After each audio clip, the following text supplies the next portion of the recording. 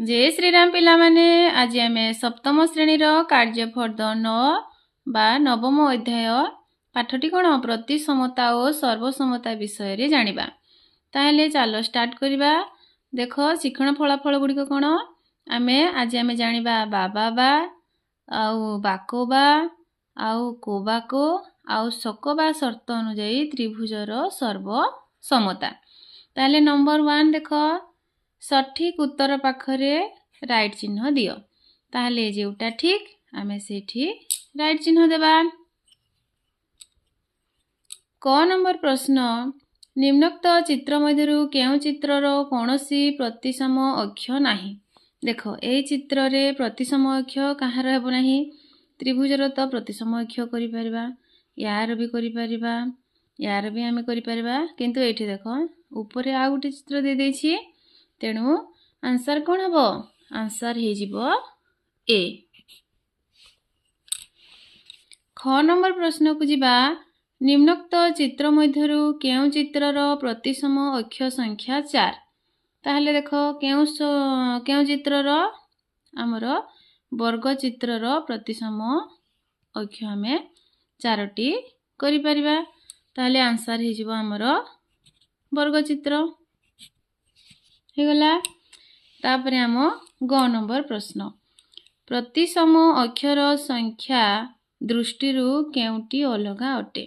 आमर केउटी अलगा देख आमर देख डब्ल्यू रो गोटे प्रतिसम हो पारिबो, सी रो मध्य गोटे प्रतिसम हो पारिबो, ई रो मध्य गोटे प्रतिसम हो पारिबो, किंतु एच रो आमे चाहिले दुईटी प्रतिसम करि परिबा। ताहले डी हे जिवो अलगा। ठीक अछि। घ नंबर प्रश्न को जिबा प्रतिसमता संबंधी केउ उक्तिटी ठीक नुहे। केउटी ठीक नुहे आमे सेठी टिक देबा। एक छबिर मझिरे गारटिए टाणिले बा भांग पकाइले जदि गार बा भांगर गोटिए पाखर चित्र अन्य पाखर चित्र सह संपूर्ण भावे मिसी जाए तेबे से गार बा भांग को प्रतिसम रेखा किंबा प्रतिसम अक्ष कहा जाए। एटा ठीक अछि। गोटे छवि को जदि आमे भांगिबा जदि गारटा मिसी जाउछि चित्र सहित ताहले ताको आमे प्रतिसम अक्ष कहिबा। बी नंबर तुम ज्यामिति बाक्स रे थिबा दुईटी जाक सेट स्क्वायर प्रतिसम आकृति विशिष्ट नुहंती। सत गोटे होउछि हमर कोन गोटे सूक्ष्म गोटे समकोणी आ गोटे स्थूल कोणी ना। ताहापरे सी एक छबिर मझिरे थिबा गार भांग उपरे दर्पणटीए रखिले जदि एक पार्श्वस्थ चित्रर प्रतिबिंब अन्य पार्श्वर चित्र सहित संपूर्ण भावे मिलीगला परी देखा जाए तेबे सही गार भांग को प्रतिसम अक्ष बा प्रतिसम रेखा कहा जाय पारिबो। एटा भी ठीक। डी नंबर एक वृत्तर प्रतिसम अक्ष संख्या केवल 2। एटा भूल। ओके। ओ नंबर प्रश्न रेस्ट आरईएसटी एही स्थान रे कौन रहिबो। जदि आमे एकु दर्पण रे रखिबा ताहले आंसर कोटा हे जिवो ए पाखरु एमती उल्टी पड़िबो ताहले आंसर हे जिवो ए। ठीक अछि। एबे आमे 2 नंबर को जिबा। 2 नंबर प्रश्न शून्य स्थान पूरण कर। जदि AB = 4.2 सेमी ओ CD सर्वसम AB बाहु हेबा पाई CD रो मूल्य ताहले केते हेबो। CD सर्वसम AB जदि हेला ताहले AB जदि 4.2 CD मध्य 4.2 हे जिवो 4.2 सेमी। ख नंबर प्रश्न एक कोणर परिमाण 90 डिग्री ठारू 10 डिग्री कम हेले एही कोणर सर्वसम कोणर परिमाण डेक्स डिग्री। देखो गोटे कोणर परिमाण 90 डिग्री ठारू 10 डिग्री कम ताहले केते डिग्री हला 80 डिग्री। 80 डिग्री रो सर्वसम कोण केते हे जिवो 80 डिग्री रो सर्वसम कोण हेबो 80 डिग्री। ग नंबर प्रश्न एक वृत्तर व्यासार्ध 7 सेमी हेले एहार सर्वसम वृत्तर परिधि केते। परिधि केते की 2 पाई आर। ताहले देख वृत्तर परिधि होची केते 2 पाई आर ताले 2 * पाई रो मूल्य 22 विभक्त 7 * आर होची हम व्यासार्ध 7 सेमी 7 7 कटि गला ताले केते हला 44 सेमी।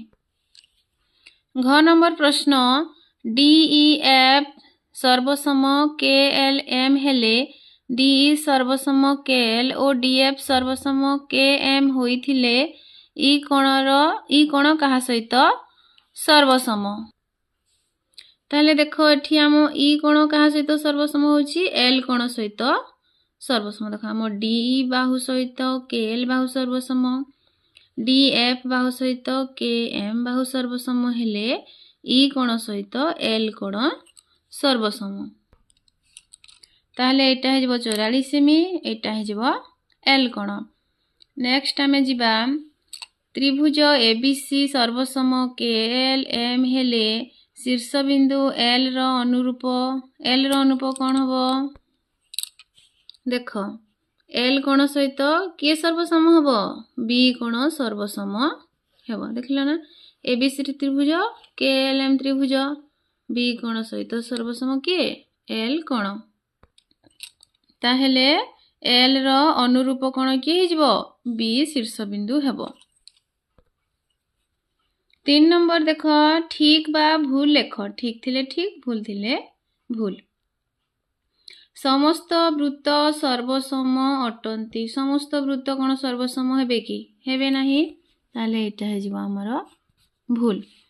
समस्त कोण गुड़िक सर्वसम समस्त कोण गुड़िक भी सर्वसम केबे हेबो नाही।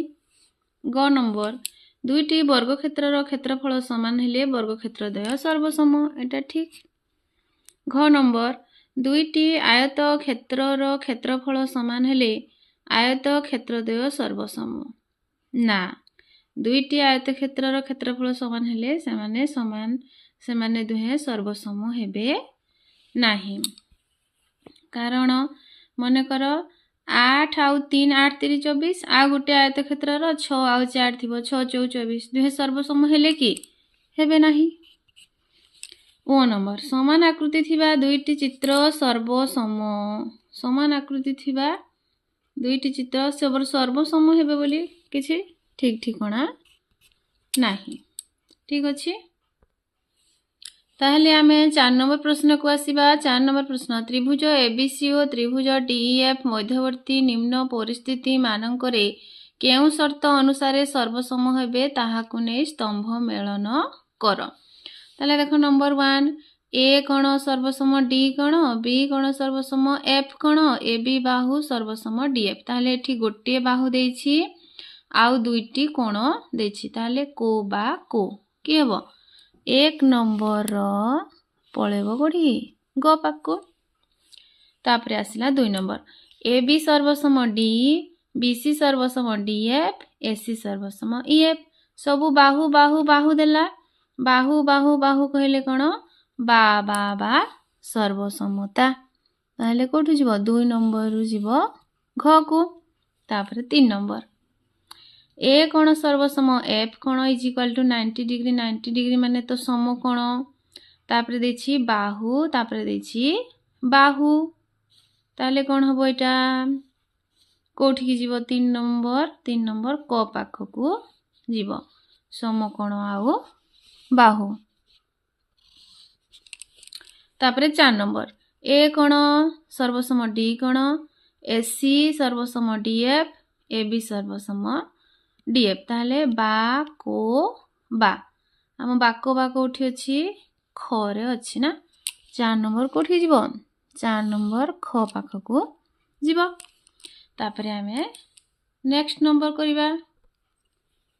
एठी देखो पार्श्वस्थ चित्र रे AC इक्वल टू 8 सेमी देखो AC होची 8 सेमी AF 2 सेमी AF होची 2 सेमी ताहले AB रो दैर्घ्य निर्णय करो। AB रो दैर्घ्य हमको निर्णय करबा को पड़िबो।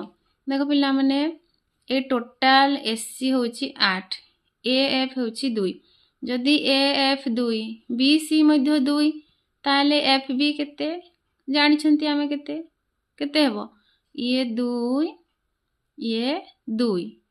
2 2 4 पड़ेला FB केते 4 ताहले 4 2 6 आमे मुहे मुहे जानिदेले ए भी 6 सेमी ताहले याको आमे एबे अंकरे करिकी करिबा लिखिबा एबे आमे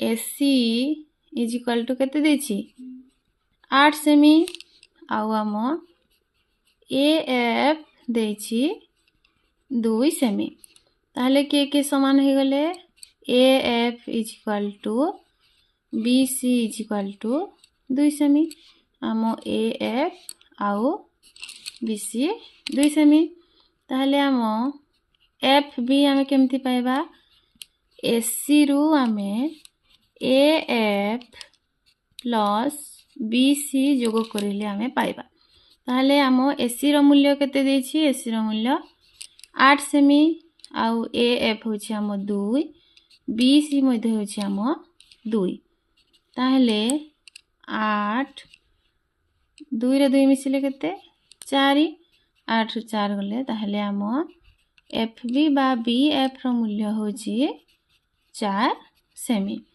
ताहले आमे AB किपरि पाइबा AB is equal to AF plus BF ताहले AF हम केते 2 सेमी प्लस BF होछि हम 4 सेमी समान 6 सेमी होछि हम आंसर हे गला पिला माने ताहले हमरो कार्यफल 9 रो समस्त प्रश्न रो उत्तर गुडी को तमे जानि गलो ताहले पिला माने पाठ पढा जति भल लागु थाए चैनल को नुआ आस्थिले सब्सक्राइब करिवो वीडियो गुडा को लाइक करिवो शेयर करिवो कमेंट करिवो जय श्री राम।